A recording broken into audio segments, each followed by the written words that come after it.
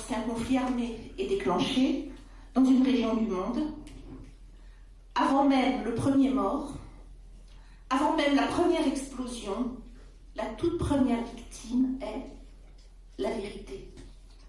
Quand Vladimir Poutine parle de dénazification de l'Ukraine, c'est quand même assez gros, on a d'emblée compris que la guerre était lancée sur un plan parallèle, celui des idées.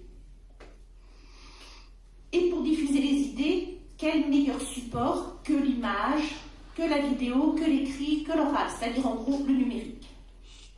Et quel meilleur média qu'Internet, qui est un réseau mondial. Ça permet de faire de la désinformation aussi bien chez soi que chez l'ennemi, que dans le monde entier. Donc accessible à tous et à grande échelle, en tout lieu et en toute heure. Quel meilleur rapport qualité-prix en effet pour une campagne massive de désinformation. Il y a là de quoi faire rêver n'importe quel dictateur ou terroriste en mal de notoriété. En jouant de nos émotions comme d'un mauvais instrument de musique, la guerre sur le terrain, ils l'ont déjà à moitié gagnée avec ce qu'on appelle les infox et la désinformation. Donc vous l'aurez compris, le cocktail, là, non seulement est complet, mais il est explosif. Tous les ingrédients sont là, mensonge à grande échelle, volonté de destruction et la dignité humaine qui est naturellement totalement bafouée dans un contexte de guerre. Ces campagnes de désinformation visent à s'approprier à nos dépens notre bien le plus précieux pour un stratège, qui est notre capacité à croire et à accepter comme vrai ce qu'on nous présente comme choquant. On est tous choqués quand on voit des morts, quand on voit des explosions, et à partir de là, on peut manipuler n'importe qui. Et qui fait appel à notre sentiment d'injustice. Donc là, du coup, vous avez des milliers, des dizaines de milliers, des centaines de milliers de personnes qui tombent dans le panneau parce qu'il s'agit d'injustice. Notre bien le plus précieux pour un stratège, c'est tout simplement notre cerveau et sa capacité à s'approprier notre mental. Et vous allez voir que ça va très loin. Et la façon dont nous vivons, ressentons et sommes capables de croire ce dont nous pensons être témoins. Nous ne sommes pas forcément témoins, c'est du virtuel, mais nous pensons en être témoins parce que nous l'avons vu. Et qui vient se substituer, sans que nous nous en apercevions, à ce qui semblait d'abord évident. Or, qu'y a-t-il de plus simple que de prêcher un convaincu? Ces infox sont fondés sur notre capacité nécessairement déviante à abandonner nos points de repère, pourtant apparemment initialement les plus stables, pour croire ce qui nous choque. On appelle cela un biais cognitif. Et retenez bien ce mot, il est très important pour ce qui va suivre. Le biais cognitif va jouer sur nos émotions, sur nos valeurs et le sentiment d'injustice. Et en jouant sur une répétition à grande échelle, parce que ce qui se conçoit bien, certes, s'énonce clairement, mais ce qui est répété finit par pénétrer notre substance cérébrale. Donc plus on répète, plus on tient ça pour vrai. Donc en jouant sur la répétition à grande échelle, il vient peu à peu s'approprier nos cerveaux, nos modes de pensée, et faire de nous les agents inconscients de ceux qui ont un intérêt à s'approprier notre capacité d'indignation, et on l'a tous, en la détournant au profit de leur cause. On a vu ça en Syrie aussi. Nous devenons ainsi, sans nous en apercevoir, les meilleurs amis de l'ennemi. Tout ceci en soi n'est pas nouveau. Mais par contre, ce qui est nouveau, c'est que maintenant, ces méthodologies, parce qu'il s'agit vraiment de méthodologies, sont codifiées et déployées à grande échelle, y compris par les armées des grandes puissances. Et vous allez voir qu'ils ont codifié la façon dont ils pouvaient s'approprier notre mental et notre façon de penser. Je sais, c'est assez terrifiant. On appelle cela la guerre cognitive, ou en anglais, cognitive warfare. Et les premières victimes, c'est vous, c'est moi, ce sont les internautes du monde entier. La guerre cognitive consiste à pénétrer le cerveau de l'adversaire, y compris celui des armées de l'adversaire d'ailleurs, pour influencer sa prise de décision, y compris sur le plan stratégique, créer de la confusion et, in fine, paralyser son action afin d'emporter la victoire.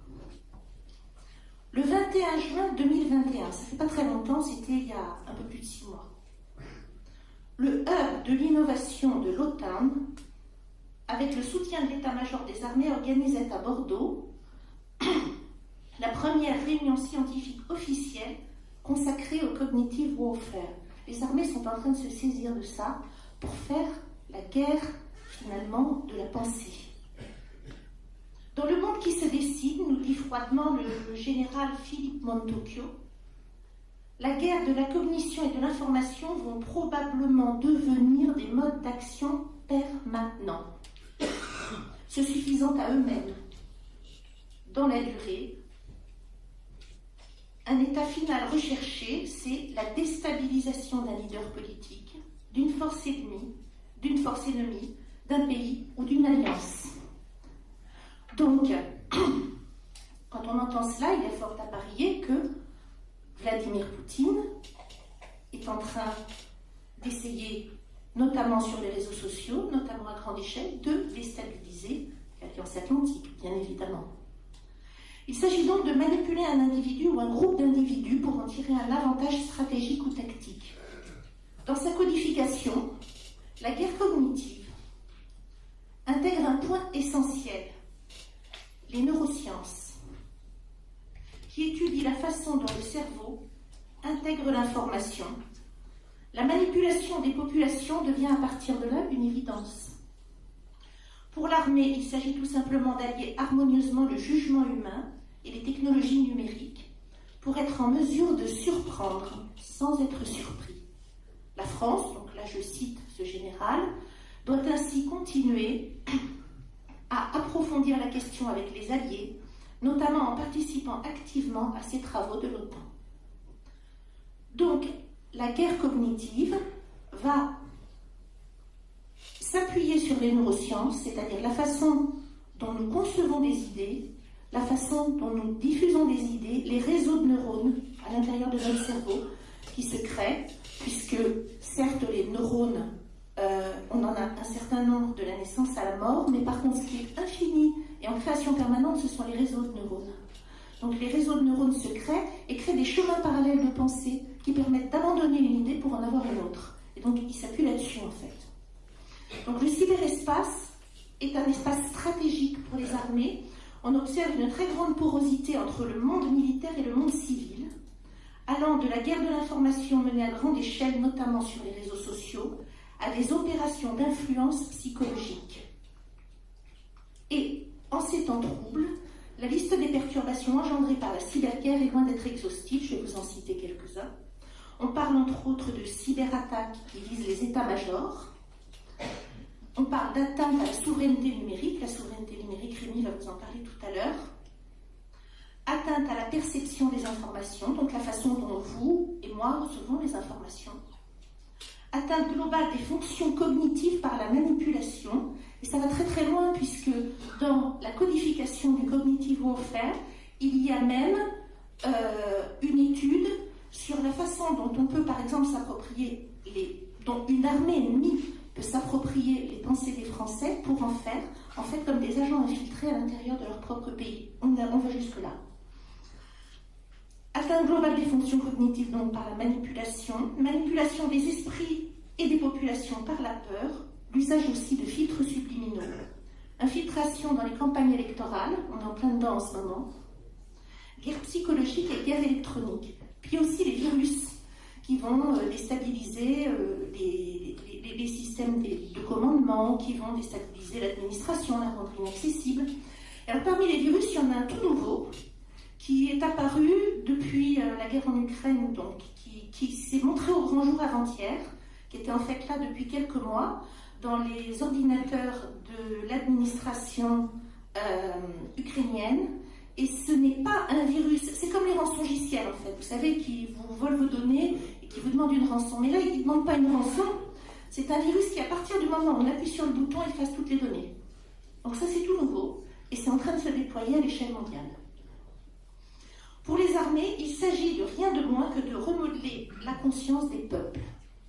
Et dans la codification de sa stratégie d'attaque, la Russie a de longue date choisi de faire précéder toute attaque militaire d'une opération massive de cyberattaque et de guerre cognitive. Donc, en fait, la campagne de désinformation va précéder les obus, dans le but de déstabiliser à la fois l'ennemi et son peuple. Alors, comment s'en protéger pour préserver à la fois la paix et la dignité humaine? Parce que quand on voit, enfin, on n'est pas dans les théories du complot, certes, mais quand on voit la façon dont tout cela se dessine, on se demande un peu comment, individuellement et collectivement, on peut se protéger de tout cela. Bien, en fait, il n'y a pas 36 solutions. Il s'agit d'un travail sur soi. Donc, comment se protéger pour préserver à la fois la paix et la dignité humaine? Donc, il n'y a qu'une seule solution.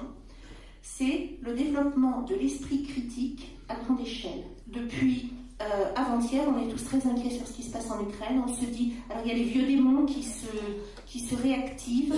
On se dit ce que nos grands-parents ont vécu pendant la Seconde Guerre mondiale. Il y a un petit peu les mêmes positions géostratégiques. Ça va recommencer à empire avec le nucléaire. Donc on est tous un petit peu pris par la peur finalement de ce qui risque de nous arriver et de nous tomber sur la tête. Donc c'est très difficile et il faut prendre une distance avec ses émotions. Et pour travailler ces émotions, donc, il faut prendre une distance avec le raisonnement par impulsion. Et c'est un travail sur soi qui peut certes passer par la raison, mais surtout par l'introspection, une mise à distance des émotions, et pourquoi pas aussi la méditation, et ce qui permet d'éloigner finalement tout ça du centre de réflexion qui est le cerveau. Et ça, personne ne le fera à votre place. Mais vous verrez qu'au fur et à mesure que la peur va s'intensifier, il faudra vraiment en venir à ce travail-là. Il n'y a pas de recette toute faite, car les émotions atteignent notre corps et peuvent rendre malade, il faut en être conscient. Et surtout, ne pas tenir pour vrai systématiquement tout ce qui peut nous sembler choquant. Le développement de l'esprit critique passe par la connaissance et la vérification systématique des sources d'information. C'est un travail difficile et de chaque instant, mais qui est salutaire, tant sur le plan individuel que collectif, en cette période trouble. Alors rêvez, analysez, projetez, mais surtout, s'il vous plaît, gardez la tête froide. Recherchez sans cesse le chemin de la vérité. Et la vérité est une quête, elle n'est jamais un acquis, parce que sinon on tombe dans le dogmatisme. Il n'y a pas de vérité toute faite. Gardez le cœur ouvert, l'esprit clair et protégez les vôtres. C'est à cette seule et unique condition que l'horizon pourra un jour redevenir plus lumineux. Je vous remercie de m'avoir écouté.